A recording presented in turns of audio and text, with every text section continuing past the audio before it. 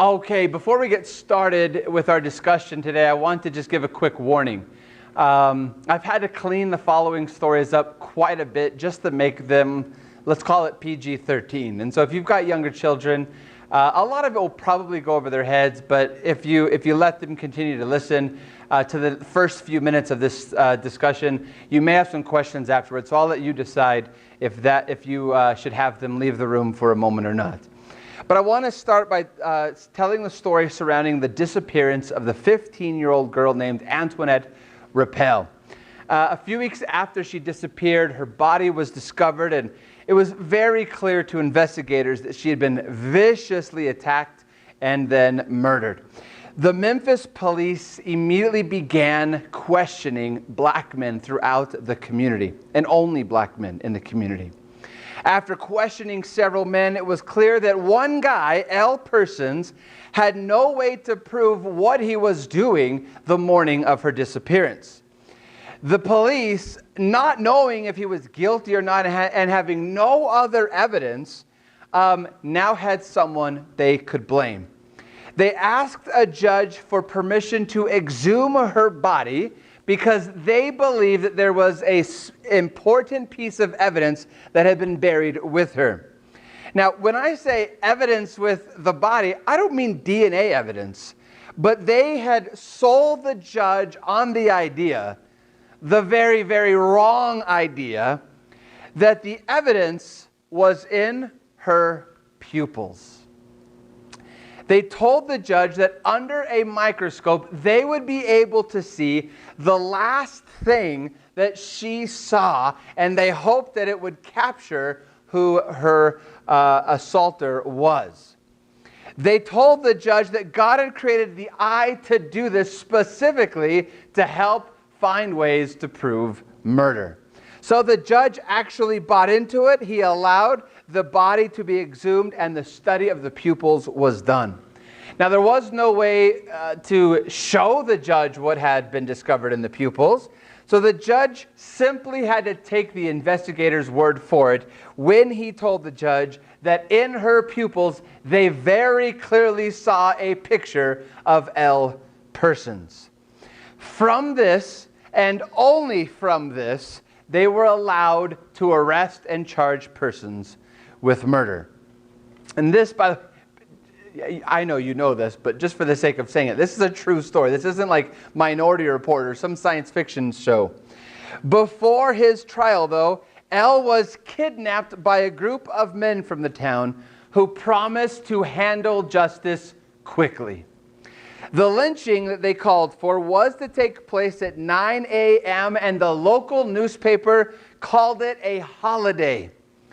The mob there that day refused to wear masks, not because of COVID-19, but because they were so sure of what they were doing, because they were so excited about what they were doing, they had no desire to hide their faces. This is the first lynching in American history where the people who were doing it didn't wear masks. They were happy to show who they were. There was a carnival-like atmosphere that day. Local diners showed up selling sodas and sandwiches and bubblegum. Men and women wore their Sunday best clothing to come and observe. Several schools in the area even closed so that children could attend this lynching. Now, I'm going to actually stop that story there, because the details get so disgusting and gory of what took place that day that this is not the time or place for those discussions. But even after the disgusting violence was done, the community was so proud of what they had done that they sold postcards with pictures of his body on them for several months. But don't worry, the crowd bragged that they had done this act orderly, gentlemanly, that no one was drunk that day, that no one was shooting wildly into the air that day. They said no one even yelled that day. They handled this lynching responsibly, was what the local community remembered shortly after the lynching. This event actually came on the heels of a public lynching of Jesse Washington in Waco, Texas. And that story I can't even tell today because it's even more grotesque than the last one that I had to clean up. As I read the story of the lynching of Jesse Washington, I actually felt numb.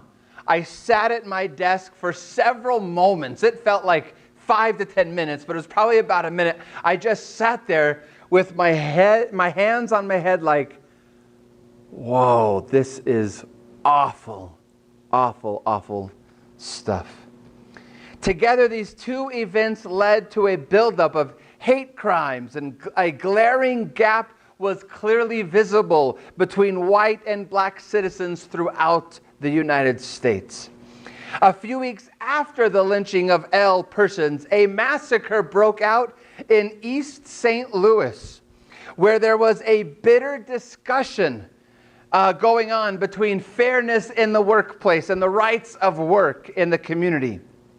For a whole entire 24-hour period, a very large white mob walked through the streets of East St. Louis, stabbing, shooting, and hanging anyone with black skin who was found outside of their house.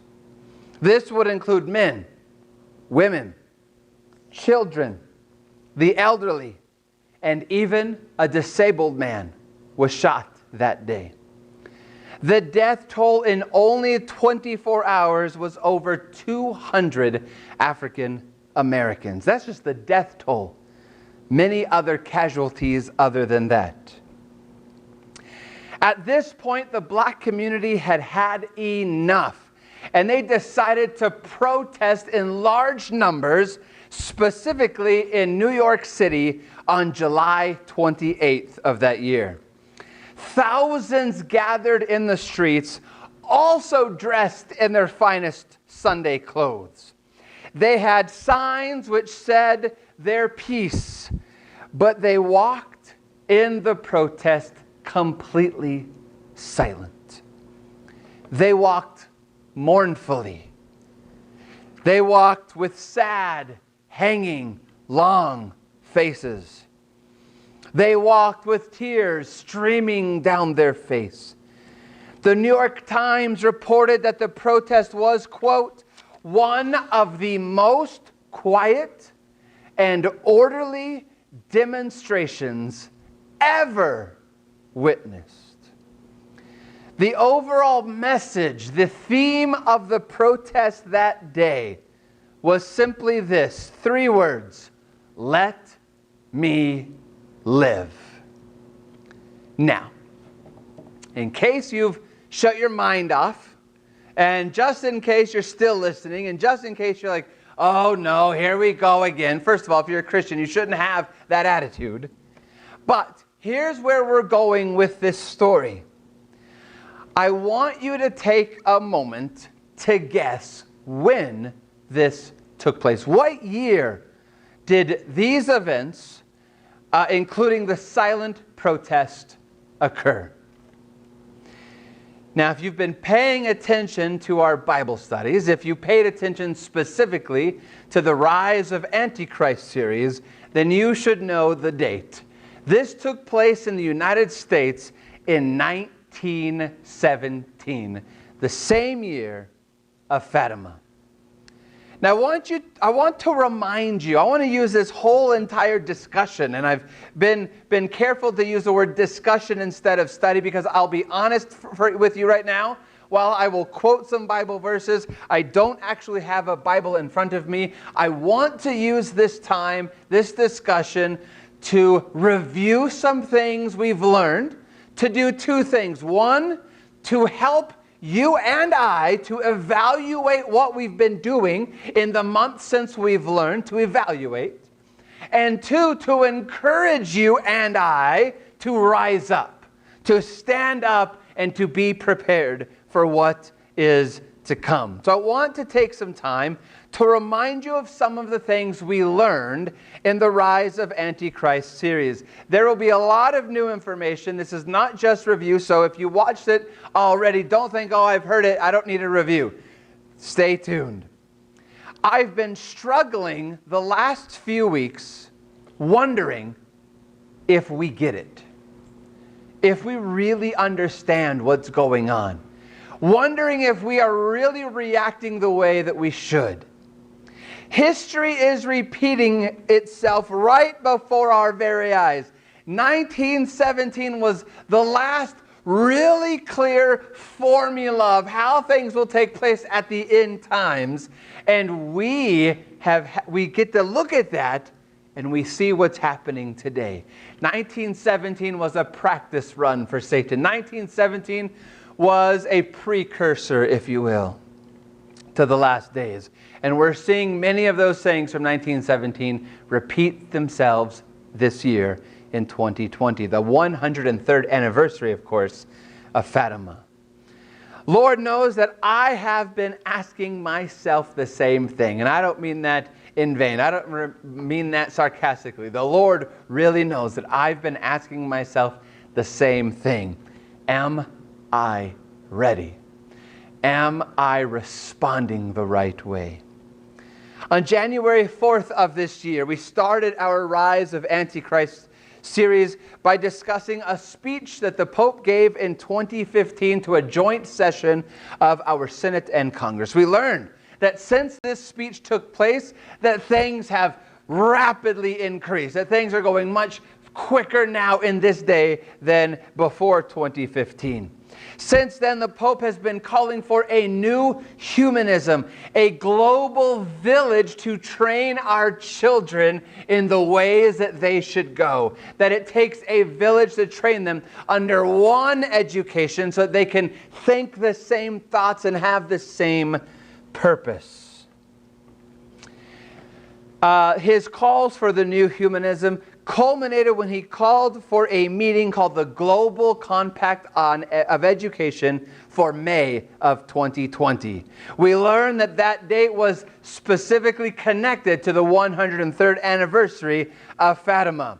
And that meeting has since, because of COVID, since been moved to October, which is also the 103rd anniversary of another special event at Fatima. So it was at the first one, the first month of Fatima, then it was moved to the 6th month of Fatima. These are not coincidences. We were being warned at the beginning of this year in January that a healing was rapidly taking place and that we had to be responding. We had to be alert and respond, as we learned in the Survivor series.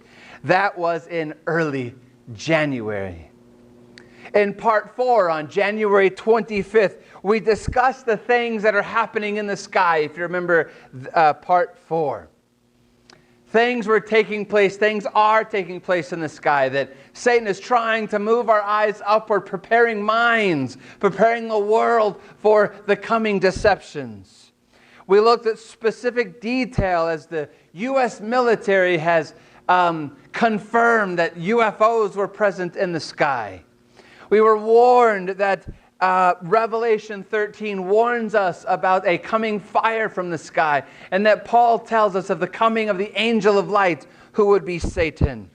We are warned about the things that were taking place.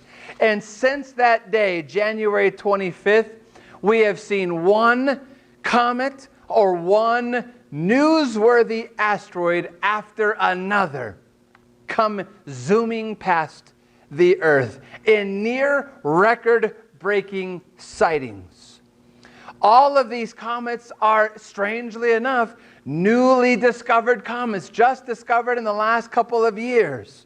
Things that have not been seen before are suddenly coming through the sky. One most notable that we discussed was the Comet Swan, which came closest to the Earth on the anniversary of Fatima on May 13th. And I mentioned to some of you that the swan is a Catholic symbol for Mary. This cannot be a coincidence, even though SWAN was supposed to be an acronym of what telescope discovered it. It was not a coincidence at all. We still have a large major meteor shower upcoming later this month that we've been told is going to be spectacular. Now, this last week or so, we have the newest comet. Comet Neowise has been lighting up the night sky, and people all across North America have been pretty excited to go out and take pictures of it and see it. At the same time, I have repeatedly encouraged all of us to never take off our prophetic goggles, right?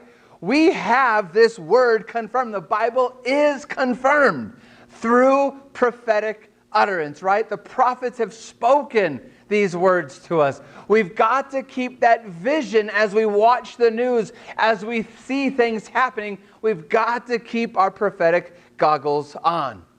So I wonder today, did anyone do their homework on this comet? Did anyone take a look at it in further detail, or with prophetic detail, or are we simply enjoying things as if life is as it always has been? Think about the name, Neowise. Supposed to also be, and it is, an acronym of how they discovered this comet in 2014. But I want you to think about what that acronym spells out. Neo means new. So what Neowise, wisdom, means is new wisdom. A new comet, 2014, first discovered, seen for the first time this year in 2020, and it means new wisdom. Oh, by the way, what was the Pope talking about? What is his big focus for 2020? What are the meetings, the Global Compact on Education all about? To have a new wisdom in new humanism for our children. To educate them as a world village. To give them a new wisdom. And then suddenly, in the midst of all this pandemonium, all this stress, all these things going on, we have this big, beautiful comet in the sky who just happens, I shouldn't say who, it just happens to have an acronym which spells Neowise, or new wisdom. Now, hold on for a moment. I'm not saying you can't go out and look at this comet. I have no reason to believe that this is some supernatural, demonic angel up there in the heavens, okay? God put comets up there. It is probably just a beautiful comet, but the devil is working behind the scenes to drop these little hints. And we've got to keep those prophetic goggles on so that we can discern both good and evil. We can discern what is really taking place in the news. Then on February 12th, our series began to take a look at Fatima. That is when we first presented Fatima to you in the Rise of Antichrist series. I'll leave a quick review here for you, just a few notes, but you can always go back and watch that one, that sermon from February 12th. In short, a demonic angel appeared in the disguise of Mary 6 times over 6 months. And here's what's interesting. I don't think I mentioned this in the Rise of Antichrist series. It came to me while I was working on this. It taught these 3 young children new wisdom. This was a new wisdom. She was instructing the children on how to see the world, right? You remember that from our series? She warned the children of terrible things to come on this planet, including terrible things from Russia, and she called them to embrace her immaculate heart. It climaxed on October 13th, 1917, with the miracle of the sun, when 70,000 people watched the sun dance around the sky supernaturally. A sign in the sky took place, a fire from the heavens, if you will, a precursor, a warm-up, a practice to the end times. We continue to look at the world of 1917 in our series, and soon we realized that this demon had predicted the rise of socialism in Russia, which came to power just the revolution began just days or really 3 weeks after the last appearance at Fatima. And the world has been arguing over capitalism and socialism ever since. And sadly and unfortunately, too many Christians get caught up in that argument instead of being focused on the economy of Jesus Christ. And that economy is love, as we've learned.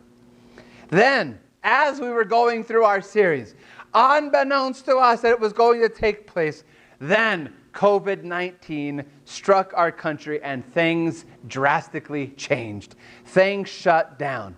It just so happened to be March 13th when President Trump gave federal orders. And we had learned that we had to watch these dates, the 13th, right?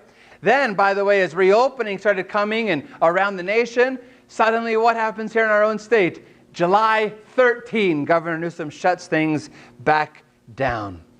But we had our prophecy goggles on, didn't we? We saw this. We connected those dots, did we not?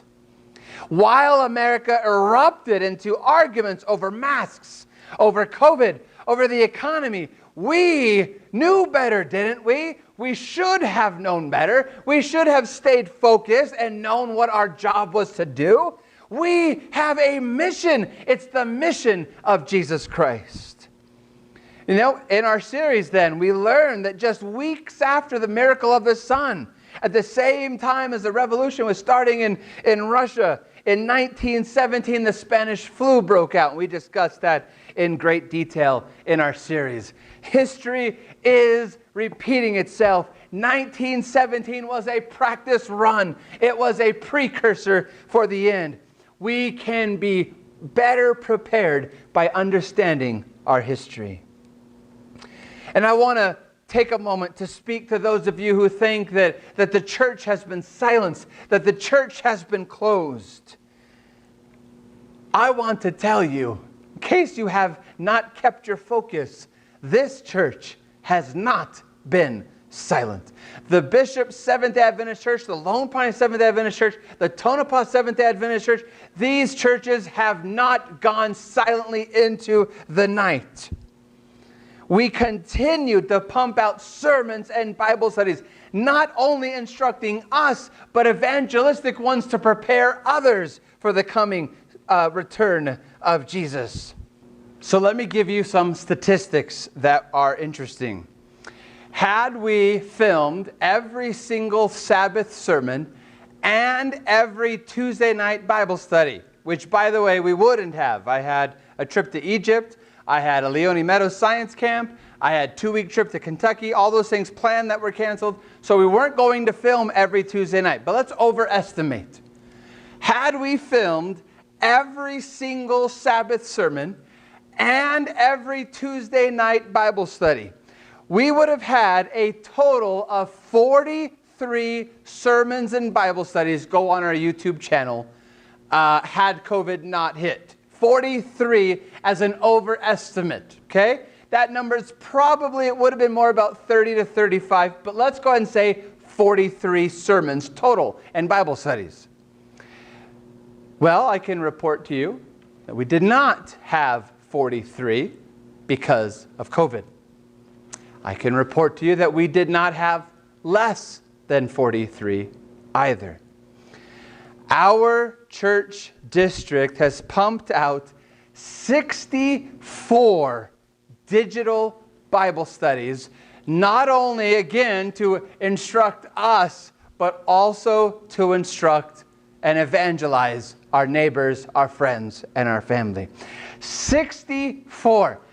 Had COVID not struck, at the most we would have had 43, probably 30 to 35.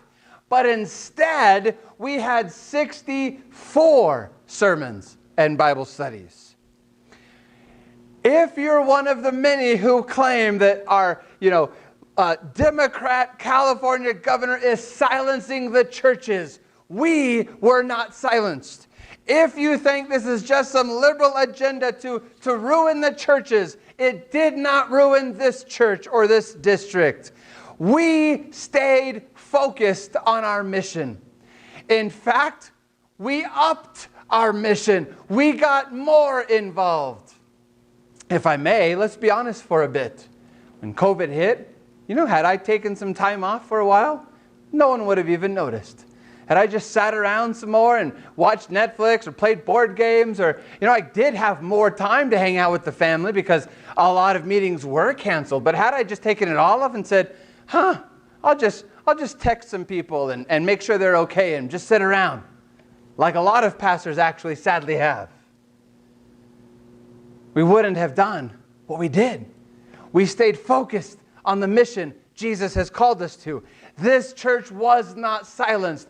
We have added in numbers, in attendance. We have more people who have started attending in our district than before even. Were you on board with what was taking place? Or have you been distracted? That's a great, important question for me to ask and for you to ask yourself and for me to ask me. Have we been distracted by this year? Shortly after we first discussed Fatima, we began to notice our world getting prepared for another major deception. And then suddenly out of nowhere, Hollywood announced a trailer for a movie called Fatima. Originally scheduled for April, because of COVID, it was pushed closer to October now with an August premiere date. Coincidence? Absolutely not. Our prophetic goggles are on. We're not just going to go, oh, interesting. No, our prophetic goggles are on. We know what this means. Soon, the Catholic Church was calling out to Mary to save the world from COVID. Soon, they had asked the Catholic Church to pray intimately, daily, several times a day. The Pope wrote out prayers for people to pray throughout the month of May, asking and begging for a healing to take place. The United States, this very country, if any of you are very American, very patriotic, and that's great to be, I'm not taking away from that, but if you are, this is something you want to hear. This very country, a largely Protestant nation, was consecrated to Mary by Catholic bishops. Our nation. While most of our nation and many of us were too busy arguing about Trump or Biden, arguing about masks or no masks, arguing about COVID or conspiracy, arguing, our Protestant country was given to Mary in prayer. Were we paying attention, or were we distracted? Had we removed our prophetic goggles and not been paying attention to what Satan is doing? Remember, this is why here, I will underline this section right here. Let's underline, why am I preaching this sermon? Why are we having this discussion? If the devil is running practice, friends, we should be practicing along. In other words, we should be reacting as the church. Okay, if these are the things that happen in the end, this is how we are to act. It's a counter practice, if you will. This is a time for us to awaken, to be alert, and to respond. We continued our series by discussing the rise of spiritualism in today's world. That various mediums, specifically we named Sylvia Brown as someone who had quote-unquote prophesied of COVID-19 hitting in 2020, right? Remember that sermon? Well, have we been paying attention to the rise of spiritualism in this year? Let me share some stories with you, 2 quick stories that will help you understand that it's not just Catholicism or Protestantism, but even in secular America, non-Christian America, in Hollywood, in fact, we're seeing a rise of spiritualism. I'm not just talking about in movies. I'm talking about in the lifestyles and the culture of those who are a part of Hollywood. Secular America, if you will. Nick Cordero, a famous Broadway star, was fighting COVID-19.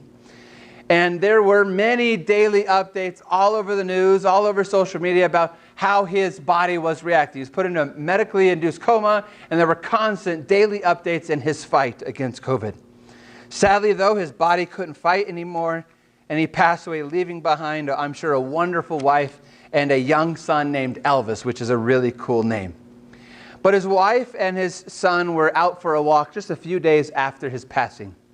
And she shared this story on her Twitter feed. Now, I'm not on there, but this was on her Twitter feed, but a lot of news outlets were talking about this. It was all over the news. She said to him, she yelled out to him while she was on this walk, "Babe, will you show me a sign that you are here with me and Elvis? I don't know what it would be, but please show me a sign." Now, that very night, as she was lying in bed, she was reading through a People magazine when it suddenly fell off her bed and landed upside down. The cover was down.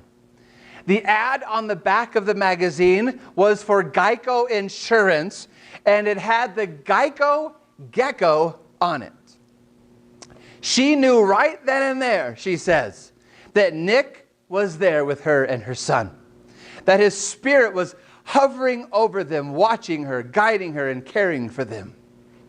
How did she come to such a conclusion? Well, on January 1st of this year, Nick had taken a picture of the Geico gecko, and he placed it on what he called his vision board, his goals, his vision for the year 2020. Now, he wasn't aiming in 2020 to become their spokesperson, but the gecko in the world of Eastern religion or in secularism, the gecko is apparently the animal spirit of cleansing and healing.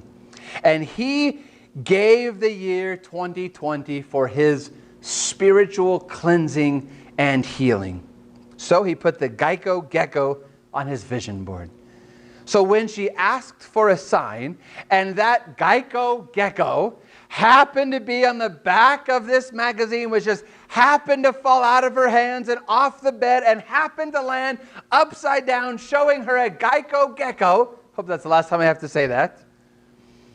That she knew right then and there that he was there, that he had knocked the magazine off the bed to show her the Geico gecko, to tell her, to teach her that through death, his spirit had been cleansed and healed, that his spirit was happy, and that he is watching over her. Family, this stuff is happening just as the Bible has warned us, just as the great controversy has warned us. Spiritualism is on the rise, even in secular America. The other story is of Naya Rivera, an actress from the show Glee. Sadly, very sadly in fact, she drowned a few weeks ago, heroically saving her 4-year-old son in a lake.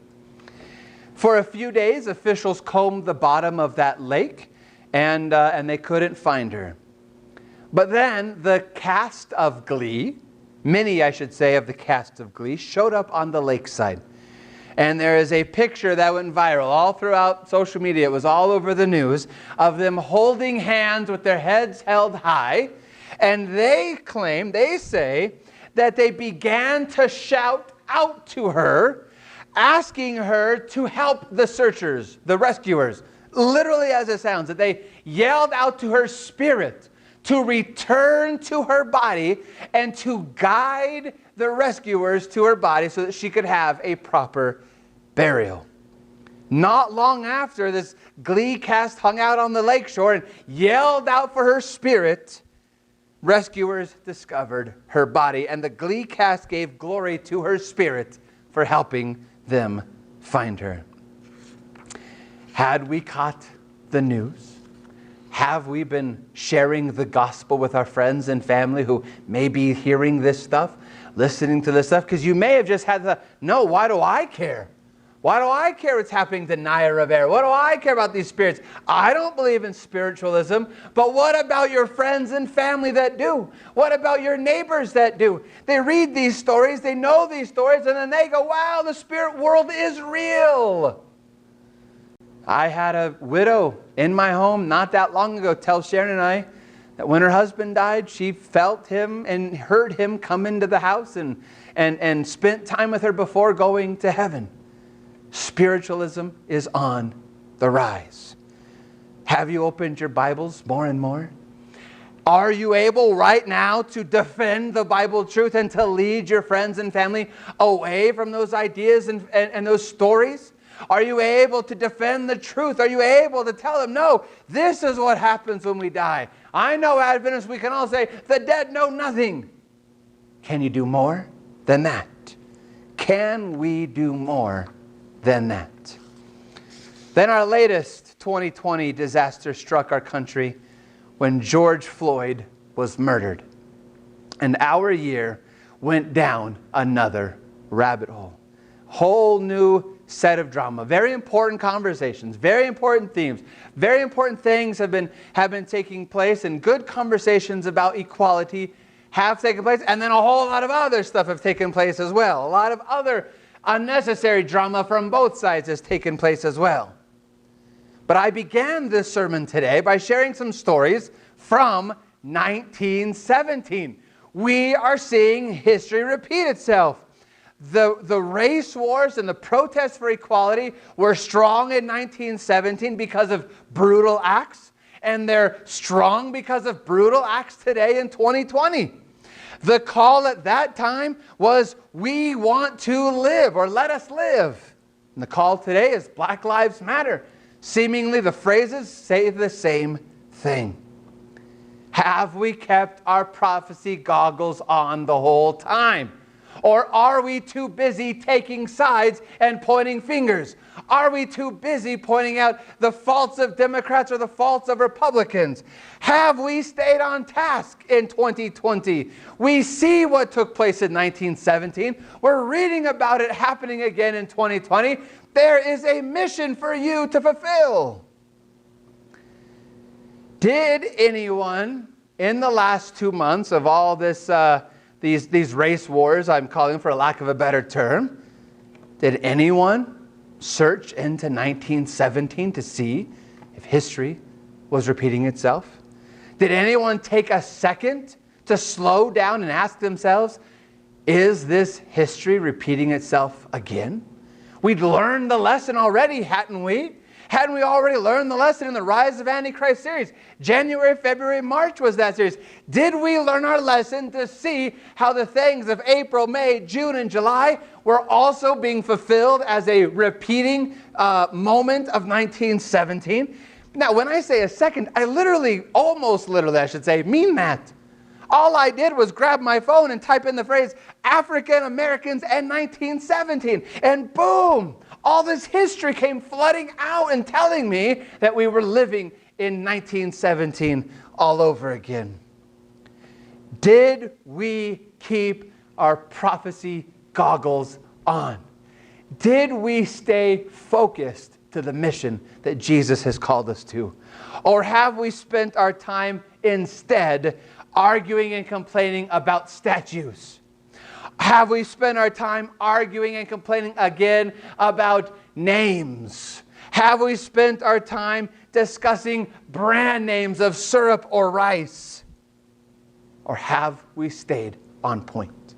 Or on the other side of the equation, have we filled our words and our hearts with hatred for races or anger for races, or even, calling the police pigs and blaming all policemen? Or have we stuck to our mission? Or some of us have taken maybe the third option. We've been an ostrich. We've opened up a little hole in the sand and we've put now don't laugh, I probably actually look like an ostrich up here. But have we buried our head in the sand, plugged our ears, closed our eyes, hear no evil, see no evil, speak no evil, and said, nope, not me, I don't want to get involved, no one get me involved?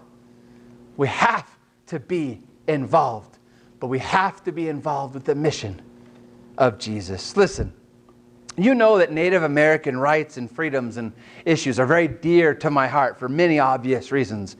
I've said before that they are by far the most oppressed people in our country, far more than any minority group or majority group. I believe that everyone's being oppressed, but there's different levels of oppression.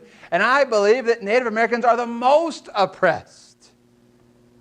And so right now is a perfect time for me to talk about the Washington Redskins. Right now is a perfect time for me to talk about Mount Rushmore and why it is a symbol of such bigotry. But I haven't. And I'm not going to. Why? Because I'm declaring to you today, right now, and I have shown it in my example, I am staying focused. I have a mission, and I'm inviting you to join me in this mission. Preach and proclaim the love of God. But rather than get involved in those things, I have spent countless time seeking in God's Word, finding ways to use this drama to preach His love, for the proclamation of His gospel. This is what gave birth to our new series, Equal in the Sight of God. And for those of you who are actually paying attention and sharing, have you heard the Word of God in this series? Have you heard the truth of God's love and freedom and the unity and the equality that He gives us, that we cherish as Adventists? Have you heard His message proclaimed? I know you have.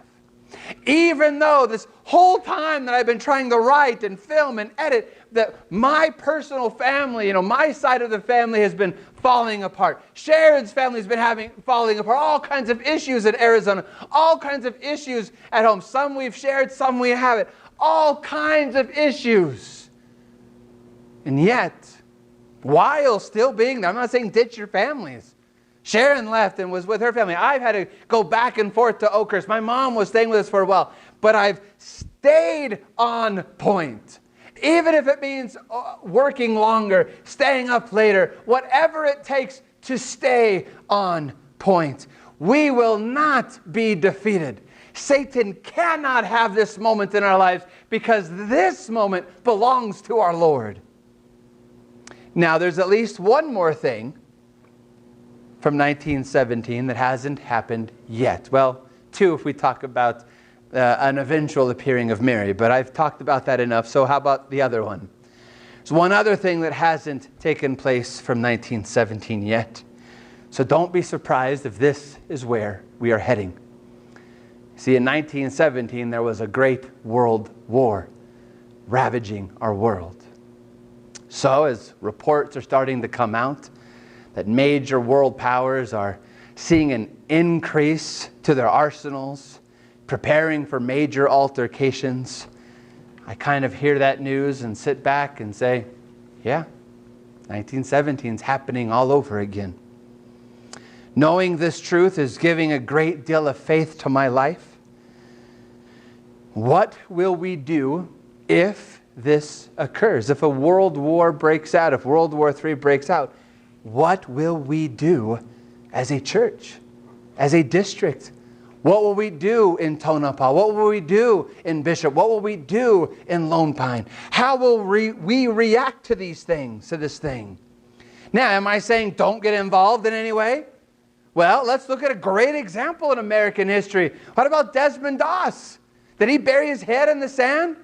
Did he take one side, or did he protest, or did he? No. He got involved. He was an amazing patriot. He got involved, but he stayed on point. He stayed focused. And here we are, decades, many decades after World War II, and the world still knows the name of Desmond Doss, the man who got involved, who would not lay. Remember, he said, who am I? I can't just stay home while my brothers are out there dying. He didn't just stay. He could have stayed home and, stayed and worked in the lumber mill. He didn't. He went and got involved, but he stayed on point. He saw his mission even in times of war. Family, I have chosen to stand on the higher ground. And I'm inviting you to do so with me, starting right now, to stand on that higher ground. We have a mission. We have a goal. We have an aim. We have received our instructions, our charge from God Himself. We have a crusade in these times, and His name is Jesus. He has told us what we are called to do right now. He has told us that the three angels' messages of Revelation 14 are our very message here and now. I am, and I will continue to stand on this higher ground. I refuse to lose my focus. I refuse to be distracted. Won't you stand on this higher ground with me? Now, if you think a comment like that might be egotistical from a church leader, I will remind you of Joshua when he said, choose you this day whom you will serve, whether the gods of our fathers, or the God of our fathers, or the gods of the Amorites. But as for me and my house, we will serve the Lord. I will turn you and remind you of Paul when he said, imitate me as I imitate Christ. I stand on higher ground.